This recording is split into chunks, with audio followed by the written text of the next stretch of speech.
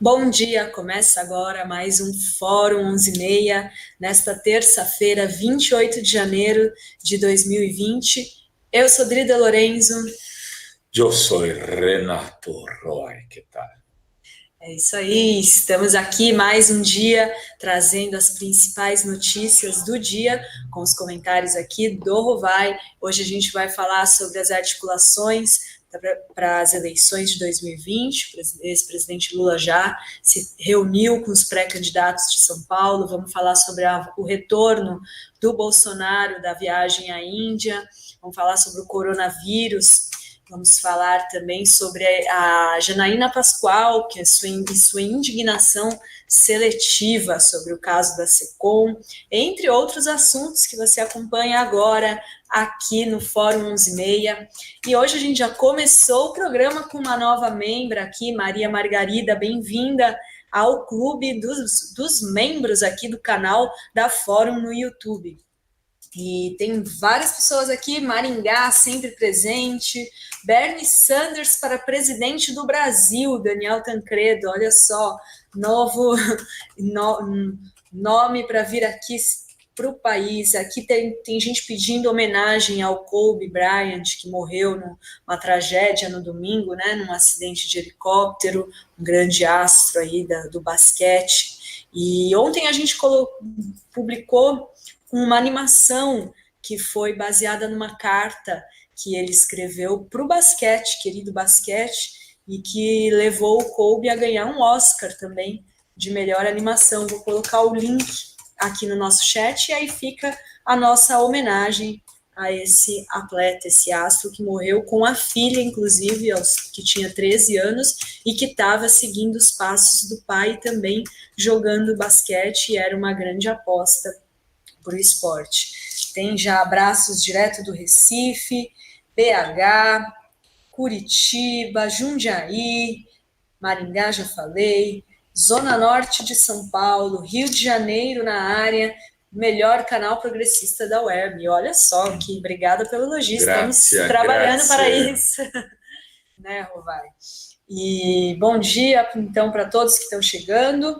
Lembrando que você pode ser membro do canal, é só clicar Seja Membro e além de ter alguns benefícios, você apoia o jornalismo da Fórum 24 horas na internet, com notícias do campo progressista, gratuitas na internet. Acesse revistaforum.com.br. Lembrando que nosso vídeo fica disponível no canal e você ainda pode depois, a partir das 2 horas da tarde, mais ou menos, ouvir o podcast do programa Fórum 11h30, nos principais agregadores. Bom dia de Porto Alegre, Zona Leste, Paulista, Pernambuco, Paraty, Rio de Janeiro. Bozo correu só de ver o Lula respirar, só dele apoiar.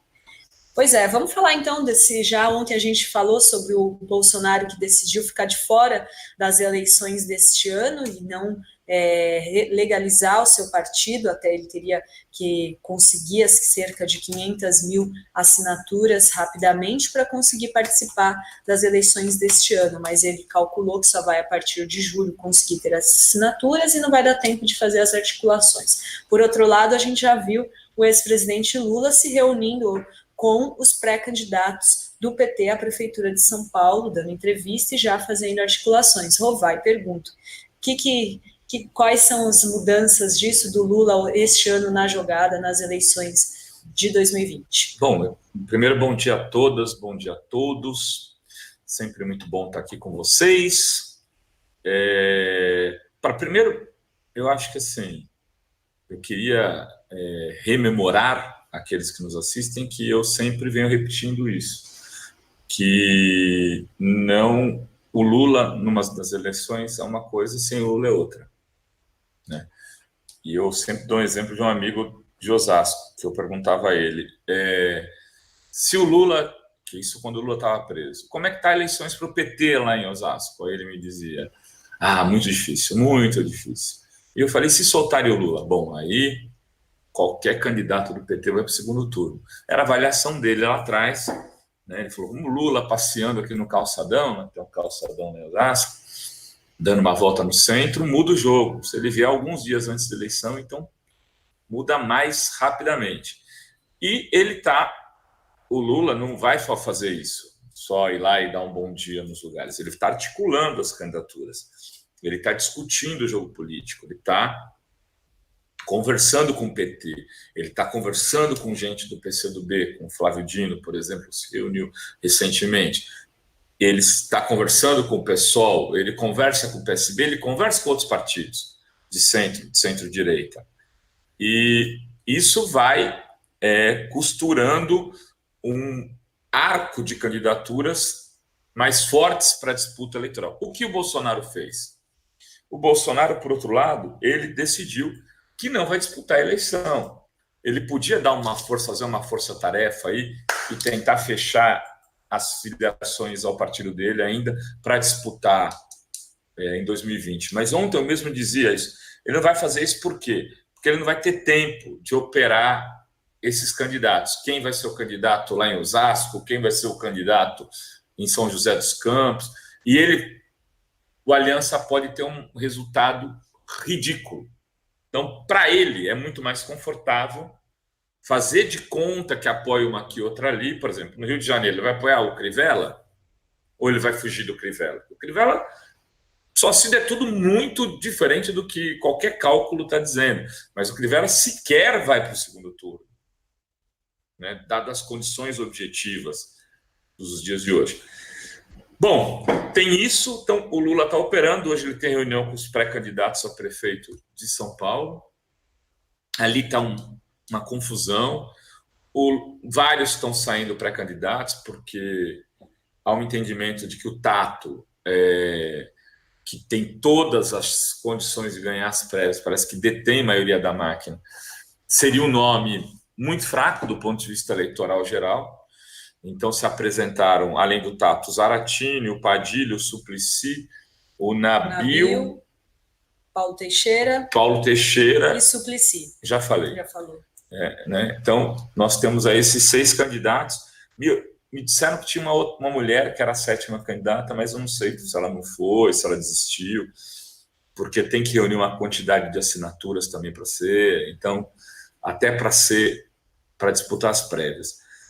Outra coisa que a gente deu hoje de manhã, na contramão da coluna do Lauro Jardim, o Lauro Jardim deu uma nota dizendo que o Lula convidou o Flávio Dino para voltar ao PT, e na nota ele dizia o seguinte: o Lula falou, está na hora de você voltar para casa, referindo-se ao fato de que o Dino foi filiado ao PT lá atrás. E isso não aconteceu. Eu fiz uma nota logo cedo, acho que era antes das 8, meio que desmentindo essa nota do Lauro Jardim, que é boato. Conversei com pessoas dos dois lados da conversa, algumas, né, que estiveram no encontro, e a história foi diferente. Eles não trataram disso, conversaram sobre política, sobre eleições, sobre tudo, mas não trataram disso. Em 2018, quando o Lula estava preso, alguns interlocutores do PT defendiam que o candidato poderia ser o Flávio Dino. Mas, para o começo do ano, tinha gente que falava, talvez o Flávio Dino consiga juntar todo mundo, Ciro, Haddad e tal, ou seja, fazer como o Fernandes na Argentina. Aqui já tinha se pensado nisso. E naquele momento, sim, o Dino foi procurado por interlocutores do PT, não do Lula. E ele ponderou que não achava que era a vez dele, que ele tinha que se eleger ao governo, teria que mostrar ao que veio ainda, tinha uma tarefa no Maranhão, e que havia nomes melhores que o dele para aquela disputa se o Lula não pudesse ser candidato. Em que, sendo assim, ele achava que o lugar dele era o PCdoB. Isso existiu. Convite do Lula? Não, é mentira. Tem até o ex-presidente Lula se manifestou pelo Twitter agora há pouco, conforme antecipou o blog do Rovai, e ele disse que pelo profundo respeito que tem pelo PCdoB, pelo PT, pelo Flávio Dino e pelo Fernando Haddad, jamais convidaria um membro do PCdoB para se filiar ao PT. Então, conforme antecipou o Rovai, esse convite não existe, né? É um boato. E a gente também, ainda falando de São Paulo, O PT realizou prévias na capital apenas 2 vezes, uma em 1988 e outra em 1996, e ambas foram vencidas pela Erundina. Na primeira ela venceu, e ela venceu, acho que na segunda foi, na verdade está aqui, a segunda ela perdeu, né, para o Pita, né? Sim, ela ganhou do Mercadante a prévia. E depois perdeu, o Mercadante foi vice dela e eles perderam para o Pita. O Maluf estava super bem aprovado e elegeu o poste dele, que era o Pita, que já é falecido. É isso aí. Foi um dos primeiros. Eu não sei se ele não foi o primeiro prefeito negro de São Paulo.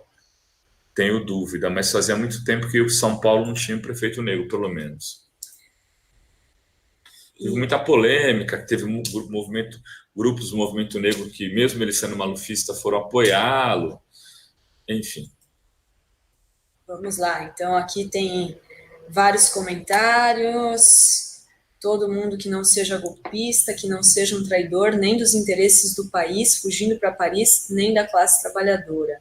Então aí o pessoal já está comparando com Ciro, né? Porque a gente falou do Flávio Dino, era um nome que também seria, né, uma opção. O Ciro não foi o nome de 18 porque não quis. Já falei isso aqui algumas vezes.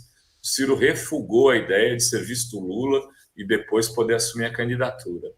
Em sendo assim, disputou sua eleição, fez o seu papel, teve seus 12% de sempre, e depois foi para Paris e fica xingando todo mundo, xinga o Bolsonaro, xinga o Lula, xinga a mãe de não sei quem, xinga blogueiro, xinga deputado estadual, foi condenado agora a entregar sua Hilux para o Fernando Holliday. Assim, o problema do Ciro é que ele tem xingado muito e articulado pouco. Então, sugerindo entrevista com Flávio Dino. Então, também a Maria Vilela pergunta, será que essa história com Dino não é um golpe contra Haddad, que não quer se candidatar à prefeitura? Escrevi sobre isso ontem. A declaração da Glaze está lá no meu blog.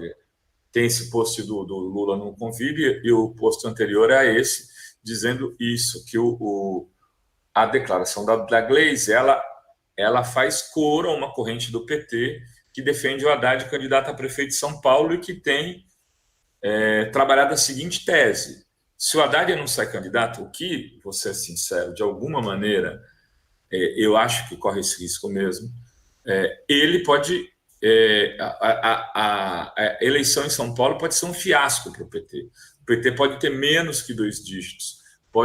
Partido pode se tornar um partido do tamanho do Rio de Janeiro, da capital, pode passar a ter os mesmos problemas de Belo Horizonte, que também na última eleição teve menos de 5% dos votos.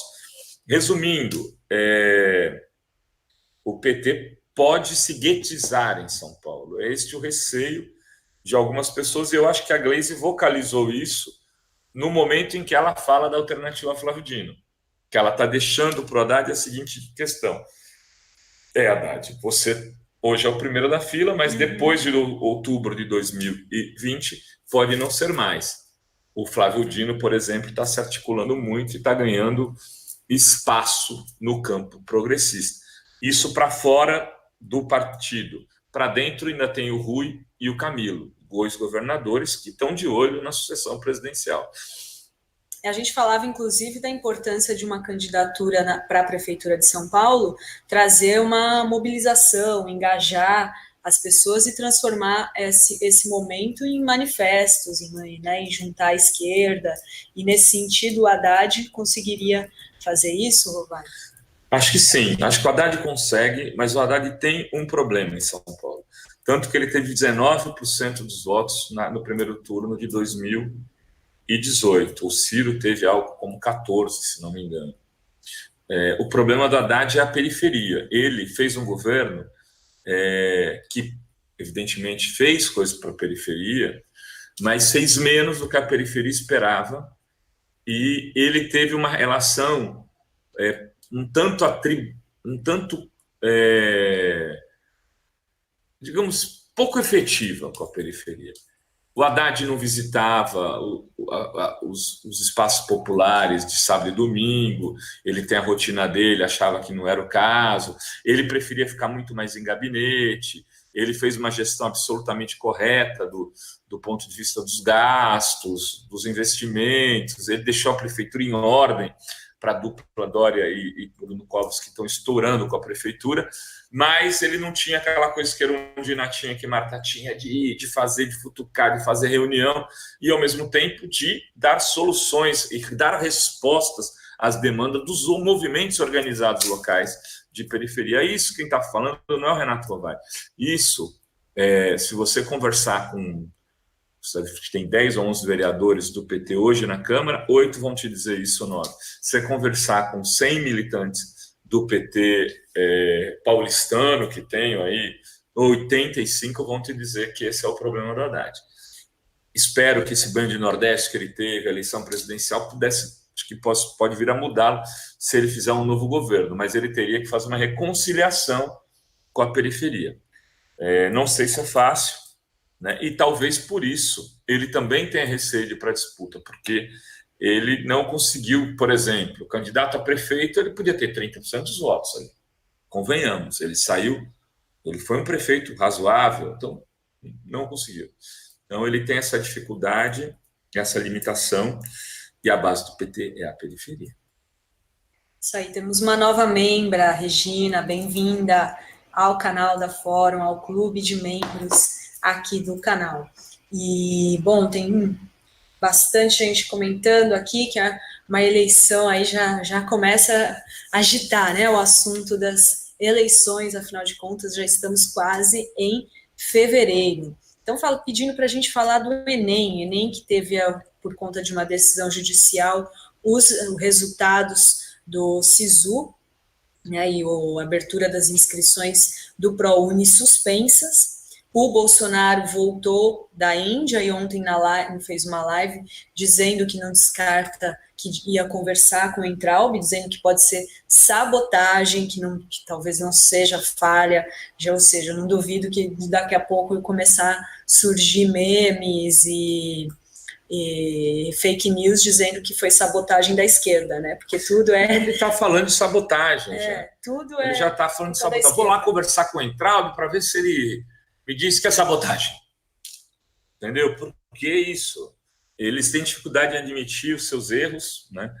E mais do que isso, é um governo que vive das teorias da conspiração. Isso a gente vê bastante aí no livro da Thaís Oyama, onde eu descobri, por exemplo, que o Bolsonaro tem disfunção erétil. Pois sabia? Descobri. Ele toma Cialis, segundo a Thaís Oyama, e ele fala isso nas rodas de amigos, por seguranças e tal.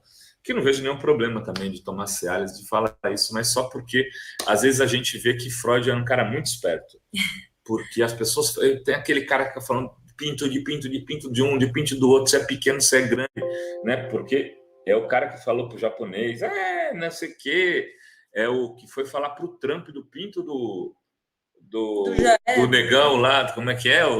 Do Hélio Negão. Hélio Negão.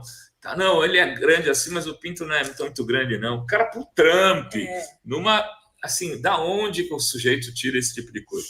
Ele vai falar qualquer coisa, né? Ele vai falar, e o Cialis dele, nesse caso da crise do Enem, é isso, é a conspiração.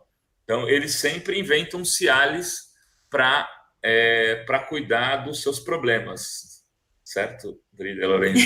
E eu não duvido de daqui a pouco começar a chegar meme nos grupos de WhatsApp dizendo da sabotagem do Enem. Não me surpreenderá se isso acontecer, porque a rede bolsonarista é rápida. É lógico, né, ele vai pautando a rede. Exatamente. Vários comentários. Típico machão manja-rola. Desculpa a vulgaridade, mas é o manja-rola. Manja-rola. Aliás, agora. Eu descobri esse termo agora com eles, porque eu ouvi falando. Chegou a ser um dos assuntos mais comentados no Twitter. Tava lá a hashtag manja-rola. Eu fui olhar aqui que... É o cara que vai no banheiro e fica olhando a do outro. Eu falei, aí estão falando, Bozo é broxa. Oh, meu Deus. Deixa o Bozo com a sua broxice para lá. Vamos falar de outros assuntos. Vamos falar que agora imagina, O Bolsonaro acabou de retornar da Índia e aconteceram coisas nessa viagem que imagina se fosse com o Lula, com a Dilma. Primeira coisa que ele levou a filha e ele foi para a Índia e falou lá para o primeiro-ministro: tem muitos índios no Brasil também. Eu não duvido também, não duvide, nada mais surpreende. Pois é, e ele levou a filha e a enteada, postou inclusive vídeo nela na cabine junto com o piloto, tinha até uma mulher fazendo piada. Imagina se fosse o ex-presidente Lula que levasse um filho e um enteado para fazer uma viagem, né, que é a trabalho. A mídia está sendo absolutamente leniente com o Bolsonaro. E por que a Globo não futuca mais? Porque ela não quer perder o que restou do dinheiro da Secom. Mas você veja como era. Na época da Dilma apanhava e manteve lá os porcentagem da Globo lá em cima dos recursos da Secom. E aqui o Bolsonaro não dá o dinheiro e não apanha tanto. Percebe? Não, e aí, se um dia ele der, aí a Globo vai virar um docinho de coco com ele. Porque ele está segurando. Aí deve estar lá um monte... Eu sei como funciona isso. Deve ter fila de cara na Secom. Ali, olha, puxa, precisamos restaurar os padrões, tal, não sei o quê, para falar a Globo, poder ganhar mais. Porque ele está pondo dinheiro nas afiliadas. No dia que ele resolver isso, a Globo vem, senta no colo dele e deixa ele fazer naninha para ela. Então, ele está jogando e conseguiu, com isso, colocar a Globo aos seus pés.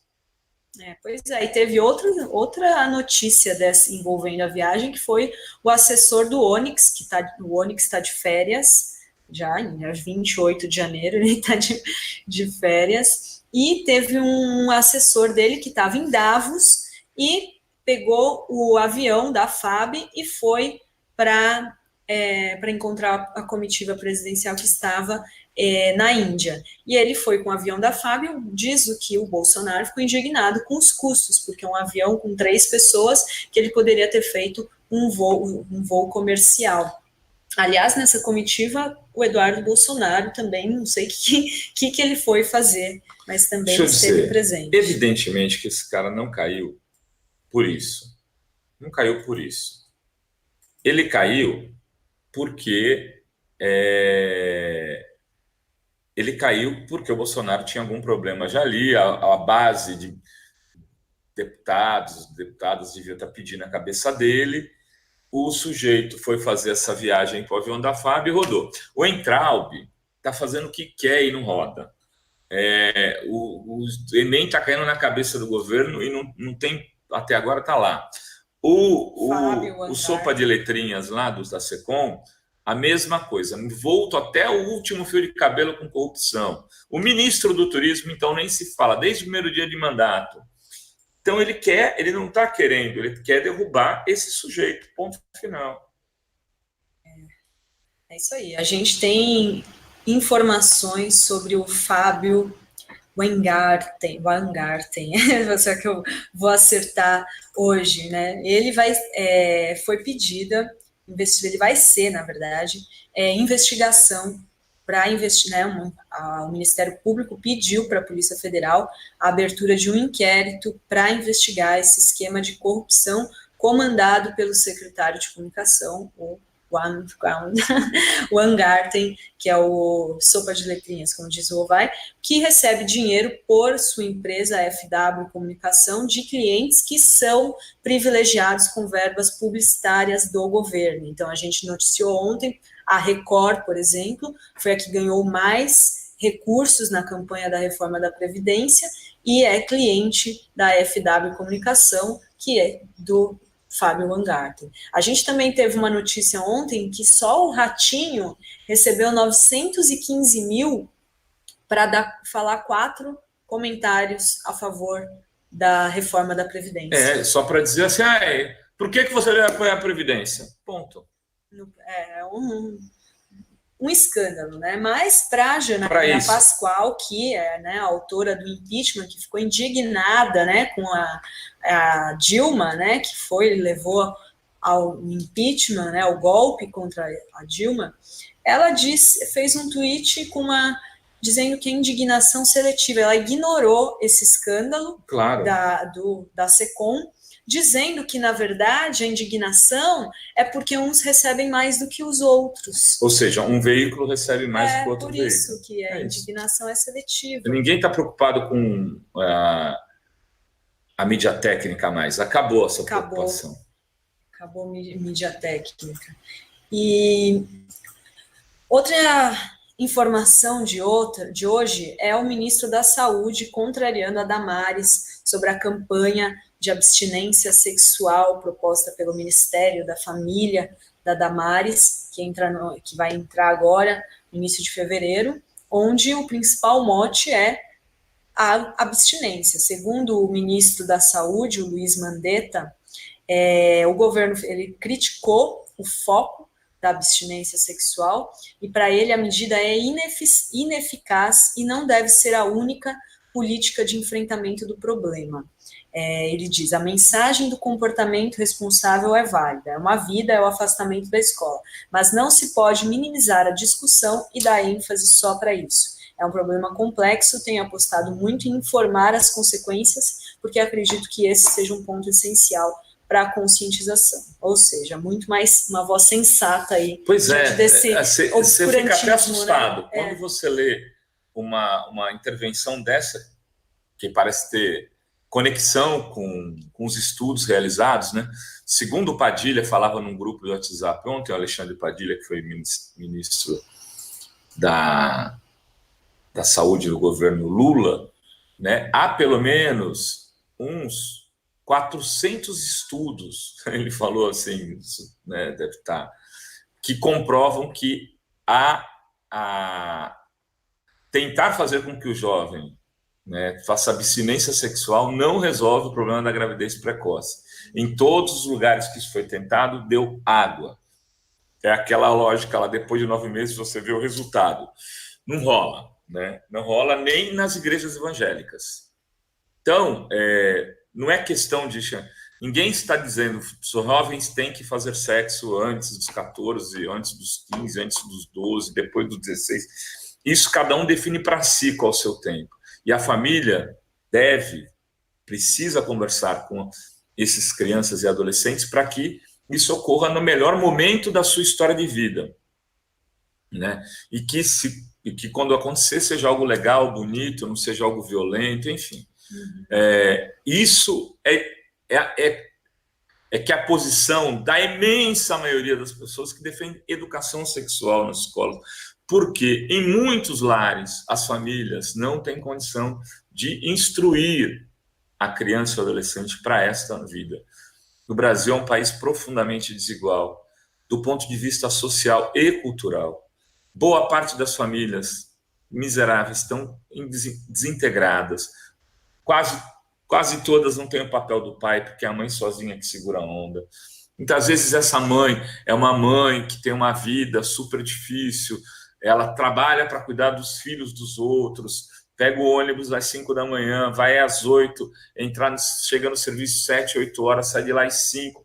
Quem cuida dessa garotinha de 7, 8, 9, 10 é uma outra de 13, 14. Essa outra já está sexualizando, aquela não está. Enfim, você tem toda uma série de questões que precisariam ser discutidas, muitas vezes fora do âmbito familiar, por necessidade. Esse discurso dessa Damares aí é um discurso propagandístico. Eu imagino que ela saiba que isso não é possível. Mas como eles querem ficar plantando leads, construindo notícias acerca de certas questões, e ela vai forçando a barra, inclusive nisso daí. É isso aí, olha. Quem deu, quem não deu, não dá mais. Carnaval, acho que BH, né? Fez uma marchinha. Quem deu, quem não deu, não dá mais. É por aí. Isso aí. A Damares, por exemplo. Olha só, é provado que jovens melhor informados retardam o início da vida sexual. Comentário da Lu Arroio. Bolsonaro e companhia na cadeia, Lula invencível. Tem aqui muitos comentários aqui Essas buzininhas são nossas, não é? Daqui. Olha só, nossa membra, Regina, bem lembrado, indignação seletiva é marca registrada de bolsominions feita essa Janaína. É isso, ela não, né, ignora o escândalo. Sabe o que eu lembrei agora? Saudades do Daniel Miage. A gente não desbloqueou ele. Vamos tentar aqui ver o que está acontecendo. Saudades. Quem fala com o Daniel Miage, manda um beijo, Será carinho. Que ele está assistindo a gente? Né? Espero que o Daniel Miage esteja nos vendo. Muitas saudades dele. Faz tempo que ele não aparece nesse nosso chat. É isso aí. Juliano deu uma fugidinha também. Sumiu, mas enfim. Olha só, a gente falou do ministro da Saúde, contradizendo aí a Damares, e a gente tem já a Regina Duarte. Olha só que coisa, Rubá. Ela já foi contrariar também o Bolsonaro e o ministro do Turismo, Marcelo Álvaro, que tinham dito que a Ancine não podia patrocinar filmes pornôs como Bruna Surfistinha, que não tem nada, né, de pornô. E a Regina Duarte já defendeu que o filme e disse que não, que tem que apoiar sim. Ela disse que o filme tem classificação indicativa e que a prostituição é a profissão mais antiga do mundo. Reforçou a todos que é uma artista e que eles não poderiam se esquecer disso. E a Regina Duarte, viveu a viúva porcina, que era uma ex-prostituta na novela Roque Santeiro.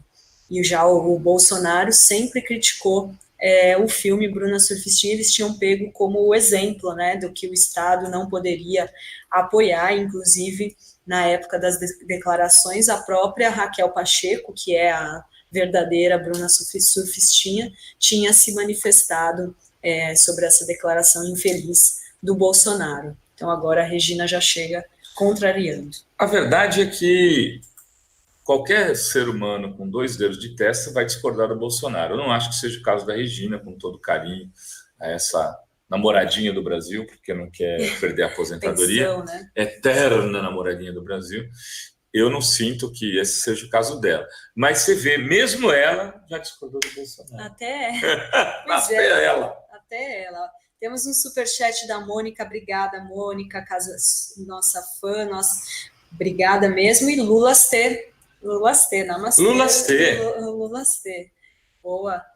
E a gente tem também agora essa questão do coronavírus, Rovai, que já chegou na Europa e tem um caso no Brasil sendo monitorado pela Secretaria de Saúde de Minas, que é uma jovem de 22 anos que, se não me engano, recebeu, né,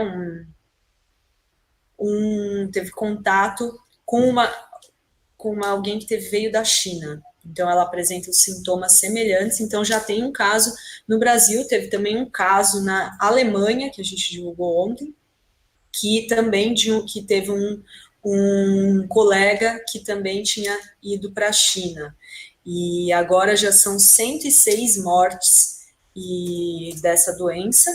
Então, a OMS já elevou o risco como elevado, e já estão todos cancelando as viagens para a China, e é um alerta aí máximo, né, de um vírus. É muito preocupante. Muito preocupante.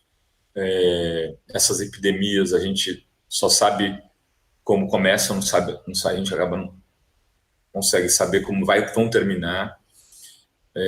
Até agora, assim, a cidade chinesa lá está cercada, eles estão construindo um hospital em 10 dias, imagina.